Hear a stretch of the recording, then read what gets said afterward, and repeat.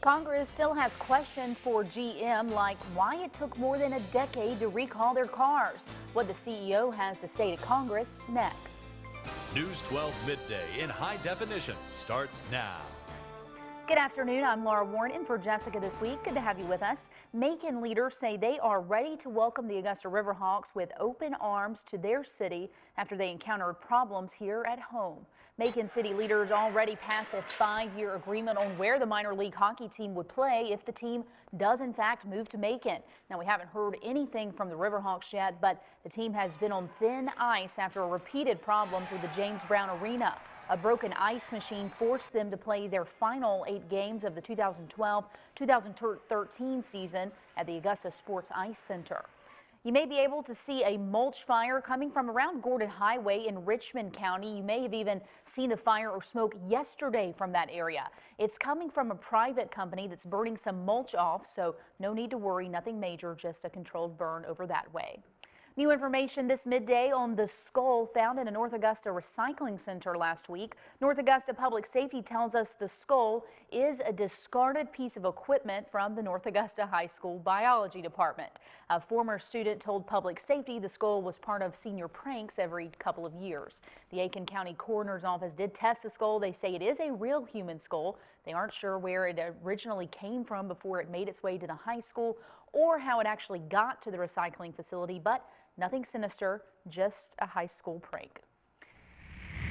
Let's take a look outside at the roads for your midday commute. Check out the skies there over Calhoun Expressway. Looks like a pretty clear day and smooth sailing on the roads for you, Tim. Yeah, by the look of the picture, it's beautiful outside. It's just getting very hot. We've known all week and will continue to say it is going to be a hot forecast for the remainder of the afternoon. Here we have to go a little further up towards northern Georgia and western North Carolina to find a few thunderstorms that are popping up kind of north of Juneau, Georgia, and Chattanooga, Tennessee right here. Come down 75 west on I-20. A few in-between shower and thunderstorms right from Atlanta to Birmingham. But at this point, yes, clear skies, hot outside. The view is hazy and sunny. We're continuing to see visible satellite. Not a lot to offer here. Some clouds kind of moving in off the shorelines of the Atlantic, but we're going to be cooking in the low to mid 90s the rest of today. 93 to 95. A light breeze coming in from the south at about 3 to 6. Rain department still not helping us out much at all here today. It remains below about 20%. We may also have to just wait for the next several days to get some moisture coming back. But one thing you can bet on is heat. We'll talk more about it coming up shortly, Laura. A hot and dry week out there. Thanks for that, Tim. Well, you have less than an hour to place your bid and become the brand new owner of the Partridge Inn. Right now, the bid's up to a mere $2,750,000. The 5-story building, built in 1890, has been a staple on Walton Way. The Partridge Inn Hotel is up for auction on auction.com. It's looking for the next bid of $3 million. It's really a steal since the current owner purchased the property for $14 million. Employees at the Rite Aid on Fury's Ferry Road are okay now after an evacuation this morning. The shop is back open this midday after a battalion chief there tells us a propane buffer was used to buff out the floors and emitted some carbon monoxide into the air. They are ventilating that area and everything should be back to normal pretty soon. A raise on the way if you are an Aiken County employee. County council members passed the budget last night to use extra cash for a 10% raise for all county workers. Budget experts believe the increase will cost the county between $1.2 and $1.3 million. It's much less than the $4 million Sheriff Michael Hunt suggested for deputy raises just a few weeks ago. We are on your side to hopefully help find you a job. In just 1 hour, the Aiken Goodwill Job Connection will open its doors to anybody interested in becoming a detention officer.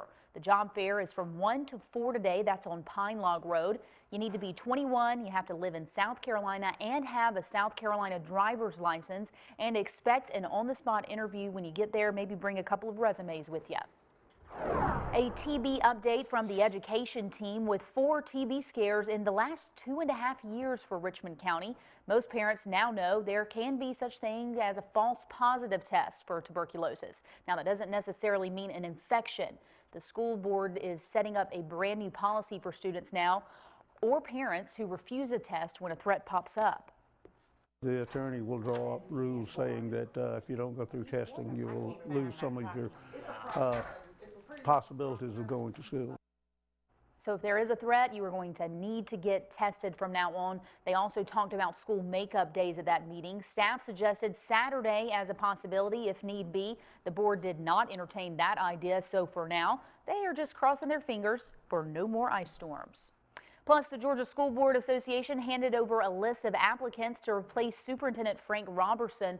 Board members now have set a date to pick their top choices. They are aiming to have a replacement in place by the beginning of August for the new school year.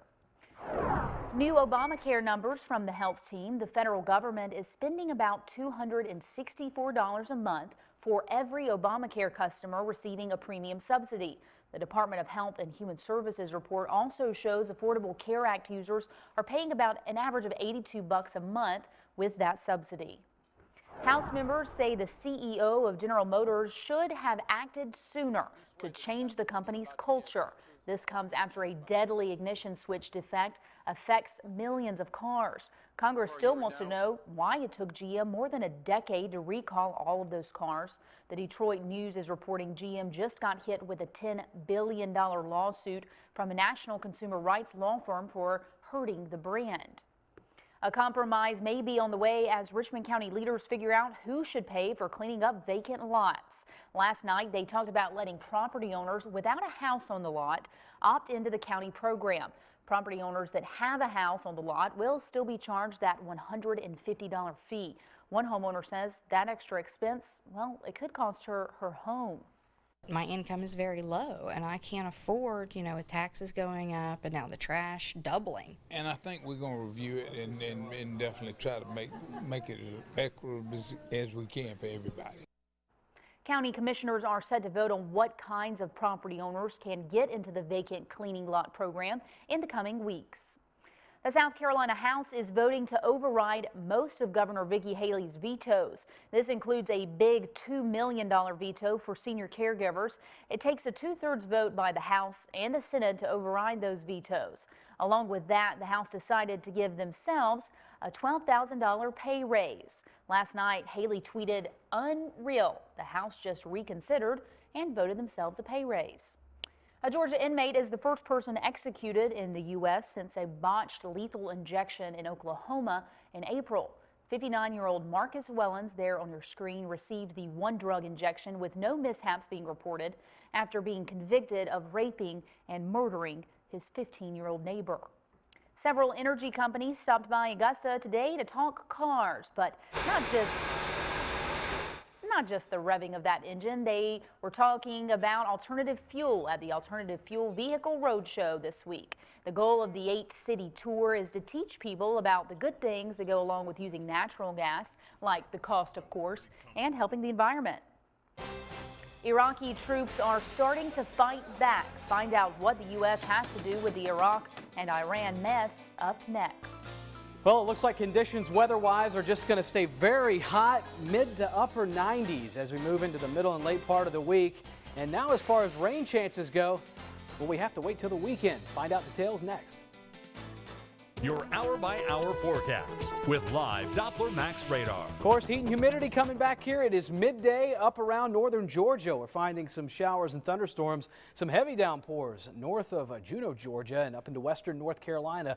But absolutely bone dry here, blazing hazy sunshine out across the metro with our look at I-20 and the Wheeler Road camera. Official temps coming in from Augusta Regional, 86 with calm winds. Dew points really are not that oppressive. We're seeing them hang around the mid-60s. Let's look at the unfortunate aspect of the temp range going into the end of the week and start of the weekend. We just climbed that ladder continuously up towards 97 by Friday, Saturday, and Sunday. Maybe a little showing signs of a little dip back in the low 90s by the start of next week, but still several opportunities to hit 90 degrees, a little above average here. Looking at middle and upper 80s, right now 86 from Augusta to Aiken, 88 to 89, a little further down Highway 25 from Millen to Waynesboro, 88 to near 90 in Gibson and Thompson. Also looking at Louisville in the upper 80s. Let's spread out the picture a little bit more, go two statewide. Current conditions, well, sun and clouds mixing in, Myrtle Beach, Charleston, kind of some nice weather along the beaches there. Again, just very dry. No rainfall in Montgomery or Dothan, Alabama. Also showing about 88 degrees, 86 for Atlanta, and Macon coming in into the middle and upper 80s. Feel like temps no more than about 89 to 91 on the coast, areas that are usually feeling very uncomfortable at this time. Kind of one of the hottest spots in Albany and Montgomery with the heat index right now at 95. Well, high pressure is just really knocking off several opportunities for wet weather, keeping it a lot suppressed here from northern South Carolina. We see a little bit of generation of showers from Huntsville back up just east of Nashville, Tennessee, and up towards Knoxville at this point. And again, Futurecast actually doing a pretty good job locking in where the moisture is a little more probable. And it's noontime. Let's go through the rest of today. Maybe a few more outputs of pop-up showers toward 85 from Greenville, Spartanburg to Charlotte, but otherwise there's just not good news in the rain department here. We're in the upper 70s by tonight, early Thursday morning. Maybe some haze and fog coming up from the Atlantic. Moving out of the picture, and it's 90s and sunshine. It's a hot one for tomorrow afternoon. Same areas kind of seeing the same output as far as rain, showers, and some isolated thunderstorms. We'll come down into early Friday morning with upper 70s to low 80s. Moving in our picture into the 70s to start, but look at midday, possibly on Friday. Low, mid-90s. That's going to be a hot one of the hottest we'll see more than likely for the end of the week. 95 here today with the south wind at 3 to 6. We take you all the way in, keeping you in the green just because the rain chances are really less than 20%, about 10% at best Thursday, Friday. 96 to 97 the weekend, still hot, but at least at 20 to 30% chance of some showers and thunderstorms maybe there by next Monday and Tuesday, Laura. Looks like a pool day to me, Tim. Thanks for that. If you haven't eaten lunch yet, you are in luck. Jersey Mike's is opening its first sub shop today in North Augusta on Knox Avenue, and it sure does look good there. They've given out coupons for a free sub sandwich. All you have to do is make a $2 donation to help burn victims right here at Doctors Hospital. It's worked great for us and for them, and helping a good cause. It's right here in our community where we can see where the money goes and see where that help is. And that is making me hungry, probably you too. Up next, we tell you about a law just now on the books in Japan that most industrialized countries consider a no-brainer. President Obama is talking about the situation in Iraq with congressional leaders at the White House today. Iraq's prime minister says Iraqi troops have started a counteroffensive against the Sunni militants who have captured cities in northern Iraq. Sunni militants are fighting the Iraqi army to gain control of the country's largest oil refinery in the northern town of Baiji. The group known as the Islamic State in Iraq and Syria controls most of the town, and smoke could be seen pouring from the refinery. Prime Minister Nouri al-Maliki says in the overall fight against the militants, Iraqi forces have regained the initiative, but he still wants U.S. help, and President Obama may be closer to a decision on what steps he'll take. The president invited congressional leaders to the White House this afternoon, where sources say he'll pitch a plan to send a limited number of special forces to help train their Iraqi counterparts. But President Obama is taking criticism from Republicans who say the current crisis could have been avoided if he had kept some U.S. troops in Iraq. What I'm hoping to hear from the president today is the broader strategy for how we help keep the freedom that we paid dearly for the people of Iraq. Former Vice President Dick Cheney wrote in a Wall Street Journal op-ed, "Rarely has a U.S. president been so wrong about so much at the expense of so many." Democrats are pushing back. If there's one thing that this country does not need, it's that we should be taking advice from Dick Cheney on wars. But both sides agree. If Iraq collapses, it will create a safe haven for terrorists to attack America. Craig Boswell, CBS News, the White House. The Obama administration is also pressing for the Iraqi prime minister to take steps to make his Shiite-dominated government more inclusive. The man believed to be the mastermind behind the deadly terrorist attack on the U.S. consulate is in U.S. custody. Ahmed Abu Khatal is reportedly being interrogated on a U.S. Navy ship in the Mediterranean and will eventually head to D.C. to be tried. Japan just made the possession of child pornography a crime. The bill was passed today that would put offenders in jail for up to a year or force them to pay a $10,000 fine. But critics say there's a big loophole here. Graphic cartoons, even one showing kids being raped, are still legal there because anime comics are so big in Japan with strong lobbying ties. Well, you may not see this logo for too much longer. The U.S. Patent Office ruled today the Washington Redskins nickname is disparaging of Native Americans, and the team's federal trademarks for the name must be canceled. The decision means the team can continue to use the Redskins name, but be open to others using it without permission. The team could grab it back with a successful appeal, so you may want to hang on to those old jerseys. They could be vintage soon. We'll see you for more News 12 after the break. We want to start with breaking news. We told you about a cloud of thick smoke a lot of people are seeing in Columbia County and Richmond County. We've got live pictures for you right here of that smoke. It's coming from a mulch fire around Gordon Highway in Richmond County. You can see those big billowing clouds. It does look pretty serious, but no worries. It is, again, coming from a private company. They're just burning off some mulch. So a live look here for you. Well, sometimes simple food can be the best kind of food. Kim and Matt show us an easy dessert to make right at home. Today on Eating Well with Kim, we are continuing our topic on enjoying the taste of eating right. And today, Kim, I am very excited to say a broiled mango dessert, and it smells absolutely fabulous.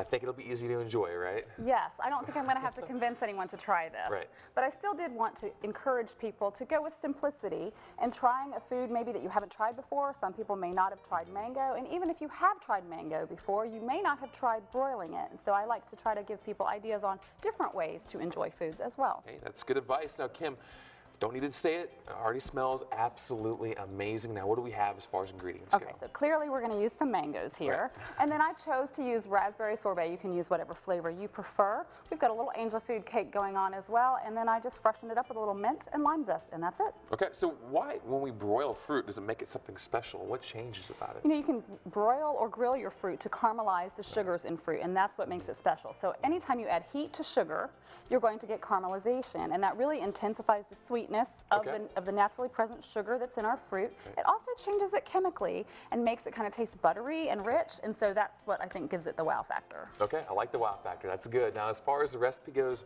what are we doing here, Kim? All right, so I wanted to go ahead and show people how to cut up a mango, because that's a little intimidating in and of itself. So what you do is take your mango and cut like the bottom off and the top, and that gives you a nice stable base to work with so it's not rolling all over the board. And then you're just going to peel the skin off, which is actually pretty simple. Especially if your knife is sharp, that helps, right? So you have two sides, and it's thicker on both sides. So you're going to just basically put your hand in the middle to hold it, and then run your knife along the seed. There's a seed in the middle to get that mango flesh off. And if you hit the seed with your knife, just move your knife over a little bit. So cut it down, and then you'll cut the sides off too. But once you've got that cut, you'll just slice it up, and then you can use it however you want to in your recipe. In this case, we're going to put it on a pan and broil it for about 5 to 7 minutes. You want to watch it. You don't want to burn your mango. Okay. So once that's broiled, you don't add anything to it. You just put it on the pan and broil it. You're going to go ahead and build your dessert. I've toasted my angel food cake, which was in the toaster or the oven. A little bit of sorbet. And you can go ahead and put some mango on there for me if you want. Sorry to get your hands wet. No, you're fine.